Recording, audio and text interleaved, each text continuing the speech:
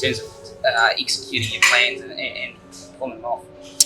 Yeah, hard to imagine a way that performance could be improved on, to be honest. I think, the aggression we showed at the top with Finn and Dev, and putting them on the back foot early, and then managing to thread that through to the death as well, and setting what was a well above par total, and then the seamers and the spinners both just all doing their jobs excellently, and giving us a good net run rate boost as well. So we know that becomes important towards the back end of most of these kind of tournaments. So certainly a big positive to get that net run rate boost early on.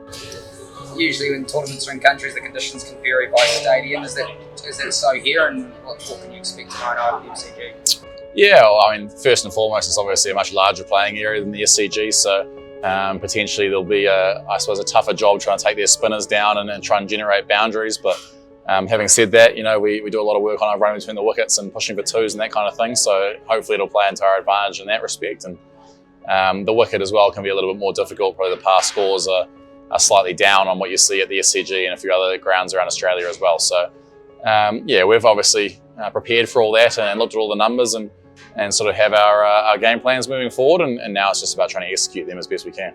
Speaking of game plans, you're often charged with finishing the innings for the New Zealand team. We see you do that so well in there in Sydney. How do you go about preparing for that role where your pulls could be only a handful, or it could be slightly more? What is your preparation? How did that sort of play out on Saturday night at the SCG? I mean, it's just about being as adaptable as possible, really. I think it was one of those roles where, one day you can come in halfway through the 20th over, and then 2 days later you can come in the 7th or 8th. So it's just about being as adaptable as possible, working on, I suppose, all those aspects of the game. I think the biggest focus for me over the last couple of days has been working on that starting against spin, which can be incredibly difficult against the sort of quality spinners that we're going to see in the Afghanistan team. So it's just about trying to generate a strike rate and try and do what the team needs to either set an above par total or obviously chase down a target. So we have all our targets that we work towards through the innings, which we're given to obviously by all the data guys, and we'll just be trying to work to those as closely as possible. Just lastly, the fielding, exceptional at the SCG. How much does the team sort of pride themselves in their fielding, and how big a role does it play in T20 cricket these days?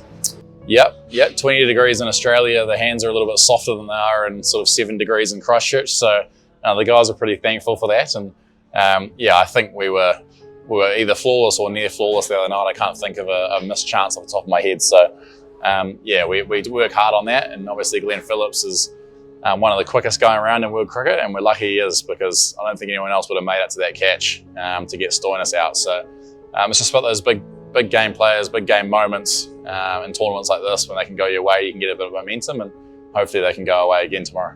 Just lastly, for those in New Zealand who haven't perhaps seen Mujib bowl or Rashid Khan, just how good are these guys and what makes them so difficult? Yeah, they're incredibly good. They're both very unorthodox types of bowlers. I think Mujib has 3 or 4 variations out the front of the hand, and wrong-ins and Karen balls and that kind of thing. So having played with them at Kings 11 Punjab in the IPL, obviously you get a really good extended look at guys like that in the nets and in trainings and stuff. So we've got all that knowledge, I guess, to sort of pass on to each other.